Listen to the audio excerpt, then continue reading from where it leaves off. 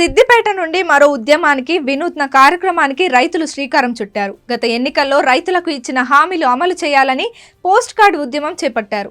సిద్దిపేట నియోజకవర్గంలో సిద్దిపేట పత్తి మార్కెట్ యార్డులో, సిద్దిపేట రూరల్ మండలం రాఘవాపూర్లో, చిన్నకోడూరు మండలం మార్కెట్ యార్డ్లో రైతులు స్వచ్ఛందంగా సీఎం రేవంత్ రెడ్డికి పోస్ట్ కార్డ్ ద్వారా ఉత్తరాలు రాశారు. కాంగ్రెస్ పార్టీ ఇచ్చినటువంటి రైతు హామీలు అమలు చేయకపోవడంతో రైతులు ఆవేదన చెందారు.